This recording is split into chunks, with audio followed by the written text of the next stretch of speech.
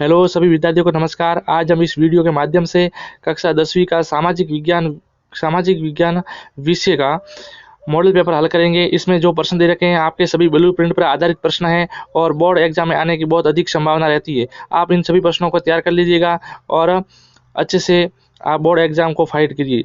चलिए हम इस मॉडल पेपर की शुरुआत करते हैं। यदि आप हमारे यूट्यूब चैनल पर नए हैं तो हमारे यूट्यूब चैनल को प्लीज़ सब्सक्राइब कर दीजिएगा और साथ में बेल आइकन भी प्रेस कर दीजिएगा। और इसके अंदर आपके 4 खंड दे होंगे और प्रत्येक खंड का उत्तर आपको खंड वाइज ही देना है। ऐसे नहीं खंड आ का आप ब में लिख रहे हैं, ब का स में लिख रहे हैं तो जो कॉपी जांचने वाला जो टीचर होगा वो आपके प्रश्नों का उत्तर है वो काट देगा। तो आप खंड का ध्यान रखिएगा और फिर अपने कॉपी में जमा के अच्छी राइटिंग से लिखना प्रारंभ कीजिएगा। तो खास बात ये है कि आपको जो प्रश्न अच्छे से आ रहा है उसको सबसे पहले लिखिएगा, बाद में बाकी करिएगा। तो चलिए हम इसकी शुरुआत करते हैं। पहला है खंड अ और खंड अ का हम पहला प्रश्न है उसकी शुरुआत करते हैं।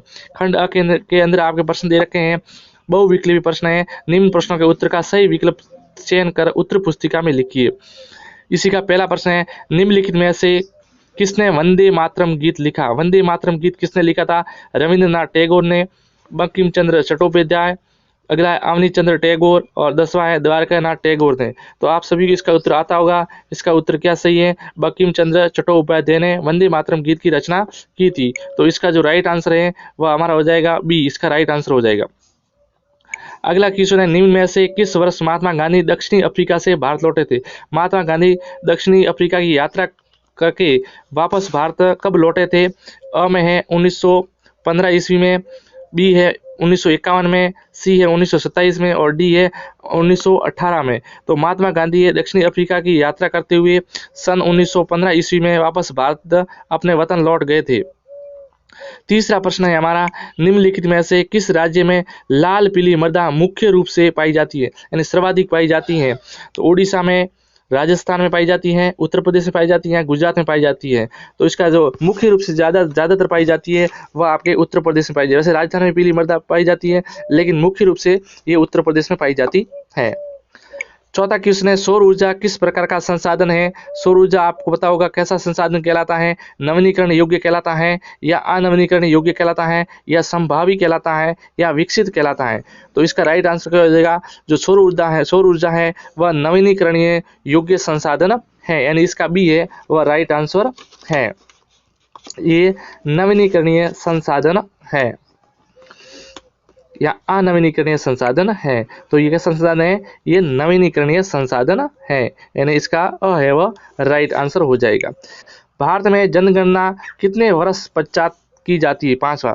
भारत में जो जनगणना होती है वह कितने साल के अंतराल में की जाती है? 5 साल के अंतराल में की जाती है, 10 साल के अंतराल में की जाती है, 15 साल के अंतराल में की जाती है या 20 साल के अंतराल में की जाती है? तो इसका आपको सभी को आता होगा कि भारत में जो जनगणना होती है वह प्रत्येक 10 साल के अंतराल में की जाती है।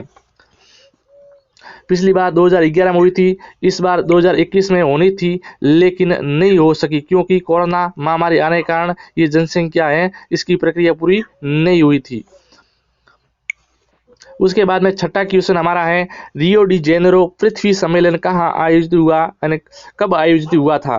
तो रियो डी जेनेरो जो पृथ्वी सम्मेलन था वह कब आयोजित हुआ था? 1990 के दशक में हुआ था, 1995 में या 1992 में या 1991 में? तो जो पृथ्वी डी जेनेरो जो कार्यक्रम था वह 1992 में संपादित हुआ था, यानी 1992, यानी सी इसका राइट आंसर है। अगला क्वेश्चन है 7वां, सिरका बाग रिजर्व किस राज्य में स्थित है? क्या असम में है, उत्तर प्रदेश में, राजस्थान में या उत्तराखंड में? तो इसका जो राइट आंसर है वह हो जाएगा आपके जो सिरका है वह राजस्थान के अलवर जिले में है, राजस्थान के अलवर जिले में, यानी इसका सी है जो करेक्ट आंसर है।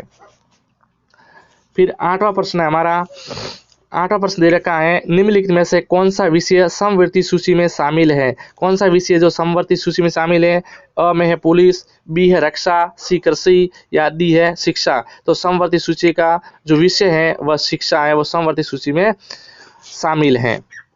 उसके बाद में अगला प्रश्न है हमारा 9वां प्रश्न। 9वां प्रश्न देखिए, कपास से कपड़ा बनाना कौन से क्षेत्र की गतिविधि है? कपास से कपड़ा बनाना कौन से क्षेत्र के अंदर आएगा? प्राथमिक क्षेत्र में आएगा, द्वितीय क्षेत्र में आएगा, तृतीय क्षेत्र में आएगा या चतुर्थ क्षेत्र में आएगा? तो इसका राइट आंसर है जो कपास से कपड़ा बनाना बनाना ये है आपके आएगा कौन से क्षेत्र में आएगा, तो कपास से कपड़ा बनाना ये आएगा आपके प्राथमिक क्षेत्र में आएगा, यानी इसका अ है ये वह इज द राइट आंसर।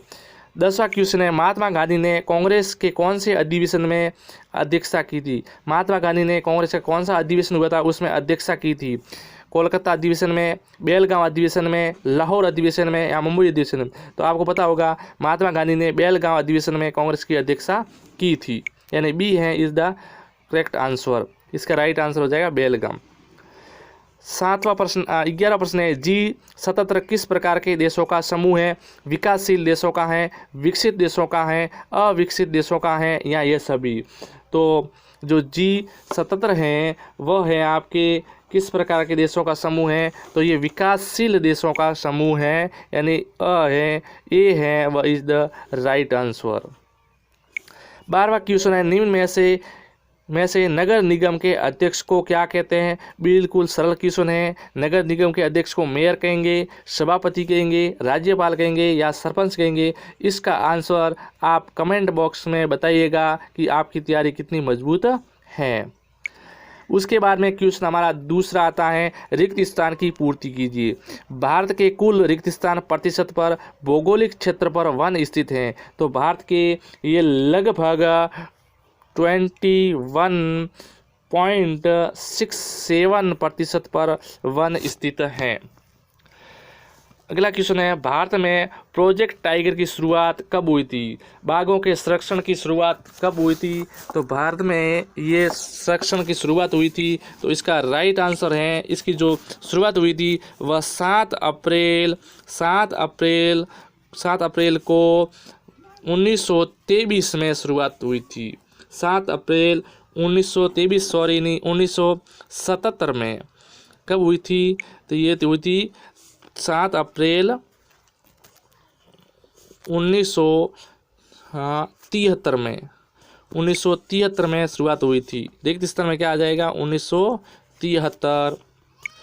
अगला क्वेश्चन है तीसरा है, भारतीय संघ ने किसी भी धर्म को रिक्त स्थान के रूप में स्वीकार नहीं किया है, यानी इसका आंसर आ जाएगा एकता के रूप में किसी भी धर्म को स्वीकार नहीं किया संविधान में।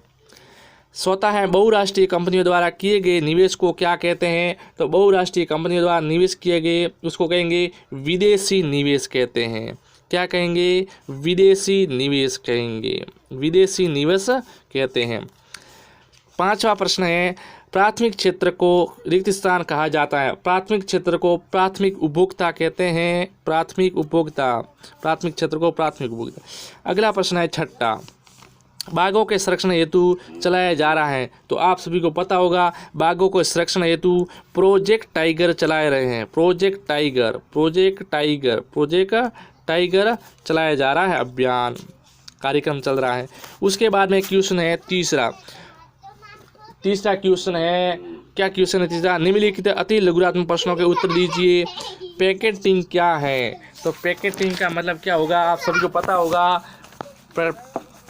पैकेटिंग का अर्थ होता है, हिंदी में इसका अर्थ होता है धरना देना। क्या होता है, धरना देना। किसी भी बात को रोकने के लिए पहरा देना या धरना देना इसका अर्थ होता है।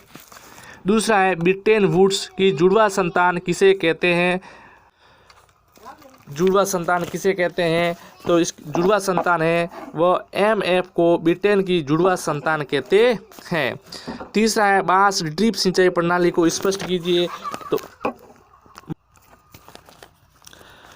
इसका मेघालय के झरनों के पाइपलाइन के द्वारा पानी को रोककर बांस की नलियों के द्वारा इस्तेमाल करने की सिंचाई को, इस प्रणाली को कहते हैं बांस ड्रिप सिंचाई प्रणाली, जिससे निचले इलाकों में ऊपर का पानी, झरनों का पानी बांस की नलियों के द्वारा नीचे क्षेत्र में लाया जाता है और वहाँ पे कृषि की जाती है। चौथा प्रश्न है, राजस्थान में अर्ध शुष्क व शुष्क क्षेत्रों में वर्षा जल संग्रहण किस प्रकार किया जाता है। तो वर्षा जल संग्रह है बड़े तालाब बनाकर, टांके बनाकर, जमीनी टांके बनाकर भवन के छतों का पानी टाँकों के रूप में इकट्ठा करके इसका जल संग्रहण किया जाता है। जर्मनी के एकीकरण का श्रेय किसको दिया जाता है? तो जर्मनी के एकीकरण का श्रेय है वह बिस्मार्क को दिया जाता है। किसको दिया जाता है? वह बिस्मार्क को दिया जाता है। इसका श्रेय बिस्मार्क को मिलता है। अगला क्वेश्चन है, बेरोजगारी किसे कहते हैं? आप सभी को पता होगा, ऐसे युवा जिनको रोजगार के लिए इधर उधर भटकना पड़ता है, शिक्षित होने के बावजूद भी उनको रोजगार की प्राप्ति नहीं होती है, वह इधर उधर की ठोकरें खाने के मजबूर हो जाते हैं, जिसके बेरोजगारी कहते हैं। जिसके पास किसी प्रकार कोई काम धंधा नहीं हो। आनंद मठ उपन्यास के लेखक कौन है? तो आनंद मठ उपन्यास के लेखक हैं वह है बंकिम चंद्र चट्टोपाध्याय। बंकिम चंद्र चट्टोपाध्याय हैं आनंद मठ के लेखक। संघीय शासन व्यवस्था के कोई दो उद्देश्य बताइए। तो इस प्रकार की संघीय शासन व्यवस्था में अक्सर दोहरे लाभ हैं। देश की एकता बनी हुई रहती है, इससे सुरक्षा को बढ़ावा मिलता है और समान अधिकार प्राप्त होते हैं। कांग्रेस ने किस अधिवेशन में पूर्ण स्वराज्य की मांग की थी? तो कांग्रेस ने 31 दिसंबर 1929 में भारतीय राष्ट्रीय कांग्रेस का वार्षिक अधिवेशन हुआ, जो पंजाब प्रांत के लाहौर अधिवेशन में पंजाब प्रांत के लाहौर में एक अधिवेशन हुआ था कांग्रेस का। लाहौर अधिवेशन में उस अधिवेशन में पूर्ण स्वराज्य की मांग की गई थी। अगला क्वेश्चन है हमारा 10वां, जैव संसाधन और अजैव संसाधन का एक एक उदाहरण दीजिए। तो जैव संसाधन किसे कहेंगे? इन संसाधनों की प्राप्ति जीवमंडल से होती है, उसे जैव संसाधन कहते हैं, जिसका उदाहरण है मनुष्य, वनस्पति जात, मत्स्य जीवन आदि। अजैव संसाधन किसे कहेंगे? ऐसे संसाधन जो के सारे संसाधन जो निर्जीव वस्तुओं से बने होते हैं, जिसमें चट्टानें हैं, धातुएं हैं, इनके प्रमुख उदाहरण हैं। 11 प्राथमिक क्षेत्र में कौन कौन सी आर्थिक गतिविधियां सम्मिलित की जाती हैं? तो प्राथमिक क्षेत्र में अर्थव्यवस्था का वह क्षेत्र है जो प्राकृतिक संसाधनों का सीधा उपयोग करता है, जिसमें कृषि को सम्मिलित किया गया है, वानिकी को सम्मिलित किया गया है, मछली पकड़ना सम्मिलित है, खनन आदि करना इसमें सम्मिलित किया गया है। 12वां है, सकल घरेलू उत्पादन की गणना किस प्रकार की जाती है? तो सकल घरेलू उत्पादन की गणना व्यय पर आधारित बाजार मूल्यों पर, चालू बाजार मूल्यों पर आधारित सामान्य जीडीपी आदि पर की जाती है और साथ में मुद्रास्फीति को ध्यान में रखते हुए की जाती है। फिर है खंड ब, और खंड ब के अंदर प्रश्न है आपके महत्वपूर्ण प्रश्न, वो इसका उत्तर सीमा है 40 शब्द में देना है। पहला प्रश्न दे रखा है, संघीय एवं एकात्मक शासन व्यवस्था के कोई दो अंतर बताइए। 5वां प्रश्न है, स्कॉटलैंड को किस प्रकार यूनाइटेड किंगडम में शामिल किया गया। 6वां प्रश्न है, 1909 में गांधी जी द्वारा रचित पुस्तक का नाम बताइए जिन्होंने स्वतंत्रता प्राप्ति के हेतु अंग्रेजों के विरुद्ध असहयोग की नीति अपनाई थी। 7वां है, मरुस्थलीकरण मृदा की प्रमुख विशेषता क्या है। 8वां दे रखा है, जॉल वेल लाइन के विषय में आप क्या समझते हैं। 9वां क्वेश्चन हमारा, भारतीय अर्थव्यवस्था में कृषि के महत्व को स्पष्ट कीजिए। 10वां क्वेश्चन है, सत्ता की साझेदारी के पक्ष में कोई 3 तर्क दीजिए। 11वां है, सत्ता की साझेदारी क्यों वांछनीय है। इस प्रकार के प्रश्न आपके बोर्ड एग्जाम में पूछे जाने वाले हैं। इन सभी प्रश्नों को आप एक एक करके तैयार कर लीजिएगा। रोपण कृषि भी एक प्रकार की वाणिज्यिक खेती है, इस कथन को स्पष्ट करते हुए इनकी 4 विशेषता बतानी है। 13वां क्वेश्चन है, भारत सरकार की भाषा नीति को संक्षेप में बताइए। 14वां है, साइमन कमीशन पर संक्षिप्त टिप्पणी बताइए। रियो डी जेनेरो प्रति सम्मेलन 1992 की प्रमुख बातों को स्पष्ट कीजिए। वैश्वीकरण से आप क्या समझते हैं, अपने शब्दों में लिखिए। तो वैश्वीकरण वाला प्रश्न है, ये एग्जाम पॉइंट ऑफ व्यू से वेरी इंपॉर्टेंट क्वेश्चन है, इसका आंसर आप जल्दी से तैयार कर लीजिएगा। ये आपके एग्जाम में 101% आने वाला है। 17वां है, इटली के एकीकरण की प्रक्रिया को लिखिए। इसी अथवा दे रखा है, जर्मनी का एकीकरण किस प्रकार हुआ था, स्पष्ट कीजिए। 18वां प्रश्न है, बहुउद्देशीय परियोजनाओं में से होने वाले लाभ और हानियों की तुलना कीजिए। इसी के अथवा दे रखा है, बाढ़ से बचाव के लिए कोई 3 सुरक्षा उपाय सुझाइए।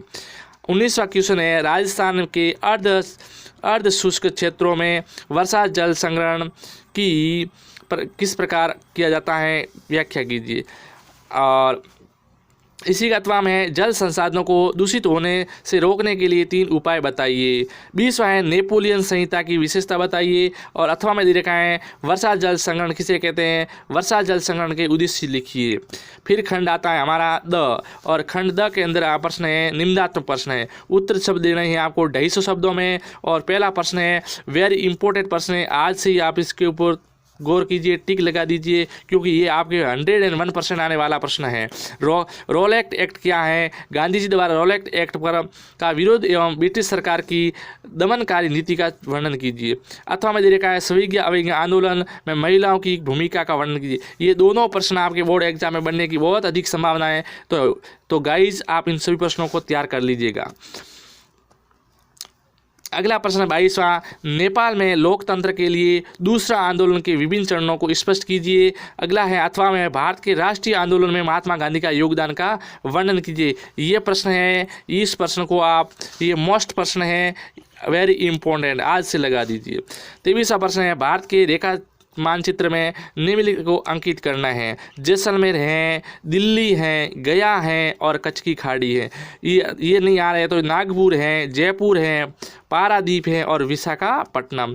ये रहा मैप, इस मैप के अंदर दर्शाना है। तो जैसलमेर आपको सभी को पता है राजस्थान में पड़ता है, इधर आ जाएगा जैसलमेर, ठीक है ना। उसके बाद में दिल्ली कहाँ है, तो यहाँ पे दिल्ली आ जाएगी। और उसके बाद में दे रखा है गया कहाँ है, तो गया यहाँ पे आ जाएगी नीचे वाले क्षेत्र में। उसके बाद में दे रखा है कच्छ की खाड़ी, कच्छ की खाड़ी कहाँ आ जाएगी, कच्छ की खाड़ी इधर आ जाएगी गुजरात और राजस्थान के सीमावर्ती क्षेत्र, यानी पाकिस्तान का जो इलाका है जहाँ पे सूखा रण पड़ा है, यहाँ पे आ जाएगी आपके कच्छ की खाड़ी। इस प्रकार के प्रश्न आपके बोर्ड एग्जाम में आने वाले हैं। आपको मॉडल पेपर कैसा लगा है, इसके लिए कमेंट बॉक्स में ज़रूर बताइएगा। अब हम मिलते हैं अगले मॉडल पेपर के साथ और भी अति महत्वपूर्ण प्रश्नों को लेकर। तब तक के लिए अनुमति दीजिए। जय हिंद, धन्यवाद। वीडियो को लाइक करना नहीं भूलिएगा। Thank you.